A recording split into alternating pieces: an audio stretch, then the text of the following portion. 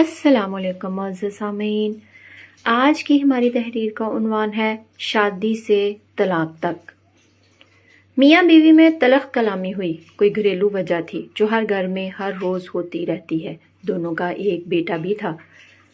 صابر نے اپنی بیوی زویا کو گالی دی، تم سے جب سے شادی ہوئی ہے میری زندگی جہنم ہو گئی ہے۔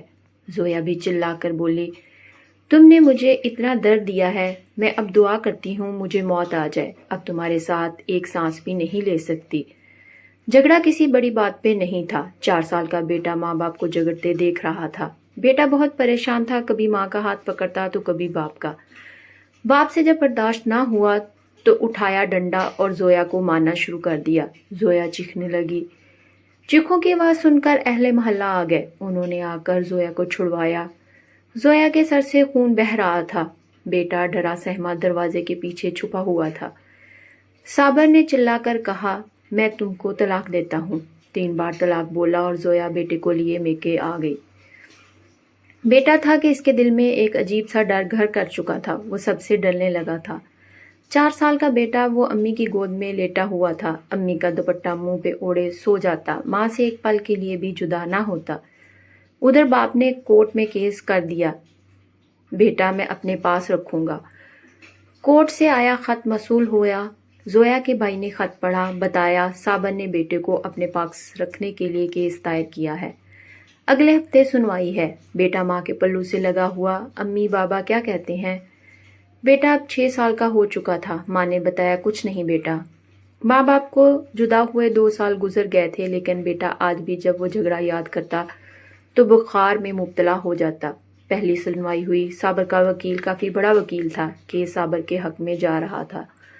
زویا محسوس کر رہی تھی میں بیٹے کو ہار جاؤں گی۔ زویا گھر آئی، بیٹا اذان ماں سے کہنے لگا، ہم کیوں ابو کے پاس جاتے ہیں؟ وہاں ابو مجھے کہہ رہے تھے تیری امی گندی ہے، اس کے پاس نہ رہو۔ بیٹے نے ماں کا منہ چوما، ہلکا سا مسکرایا، میری امی سونی ہے، گندی نہیں ہے، پاپا گندے ہیں۔ ماں کی آنکھوں سے آنسو بہنے لگے۔ بیٹا جو ابھی 6 سال کا تھا اپنے ننھے ہاتھوں سے ماں کے آنسو صاف کرنے لگا۔ ماما کیوں رو رہی ہیں؟ میں آپ کو چھوڑ کر نہیں جاؤں گا۔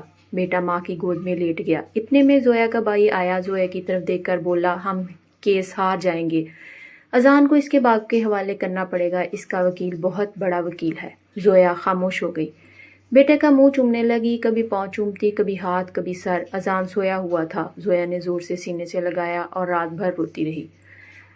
اذان نے دکان سے آئس کریم لی اور فریج میں رکھی۔ نانی سے کہنے لگا، نانو میں آ کر کھاؤں گا۔ ماں نے اذان کے چہرے کو ہاتھوں میں بھرا اور آہستہ سے بولی، اذان بیٹا، ماما ساتھ نہ بھی ہوئی تو کھانا ٹائم پہ کھایا کرنا، ضد نہ کیا کرنا اور دکان کی گندی چیزیں نہ کھایا کرنا۔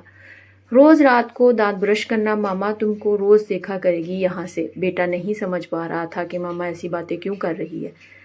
ماں نے ہاتھ پاؤں چومے۔ آج فائنل سنوائی تھی عدالت میں۔ زویا بیٹے کو گود میں لیے بیٹھی ہوئی تھی، دل زور زور سے دھڑک رہا تھا۔ خیال یہی تھا کہ کاش میں برداشت کر لیتی، آج بیٹے سے جدا نہ ہوتی، بیٹے کی خاطر خاموش رہتی۔ ادھر کارروائی شروع ہوئی۔ جج صاحب نے لکھا ہوا فیصلہ سنایا۔ تمام دلیل سننے کے بعد ہم اس نتیجے پہ پہنچے ہیں کہ بیٹا اپنے باپ کے ساتھ رہے گا۔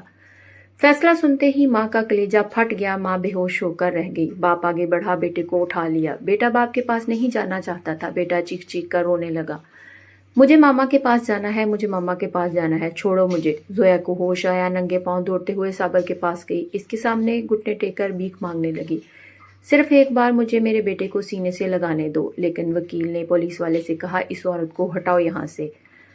ماں بلک بلک کر رونے لگی، بیٹا تڑپ رہا تھا۔ وکیل مسکرا کر صابر سے کہنے لگا، مبارک ہو جناب، آپ کیس جیت گئے۔ صابر نے طے کردہ رقم وکیل کو دی اور چل دیا۔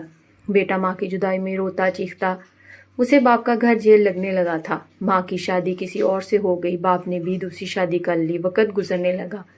ماں اپنی زندگی میں مصروف ہو گئی، باپ اپنی نئی بیوی کے ساتھ۔ اذان زندہ لاش بن کر جینے لگا۔ اذان کا نہ کوئی قصور تھا، نہ کوئی جرم تھا، نہ کوئی گناہ۔ بے گناہ سزا پائی تھی اذان نے، نہ اسکول پڑھ سکا، نہ زندگی میں کوئی مقام حاصل کر سکا۔ بالآخر باپ نے ایک ہوٹل پہ برتن دھونے پہ لگا دیا۔ میں آپ سب سے یہ پوچھنا چاہتی ہوں، کیا قصور ہوتا ہے ایسی اولاد کا؟ آپ میں اتنی برداشت نہیں ہوتی کہ ایک دوسرے کی غلطیوں کو معاف کر دیا جائے؟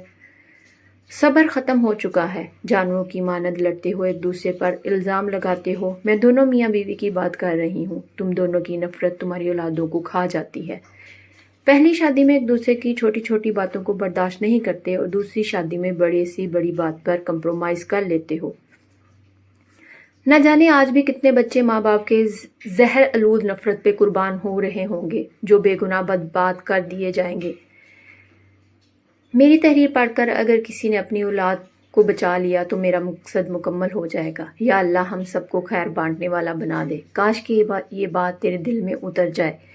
ایک لڑکے کی تربیت ایک فرد کی تربیت ہوتی ہے اور ایک لڑکی کی تربیت پورے خاندان کی تربیت ہوتی ہے۔ شکریہ۔ اگر آپ ہمارے چینل پر نئے ہیں تو برائے مہربانی چینل کو سبسکرائب کریں۔ شکریہ۔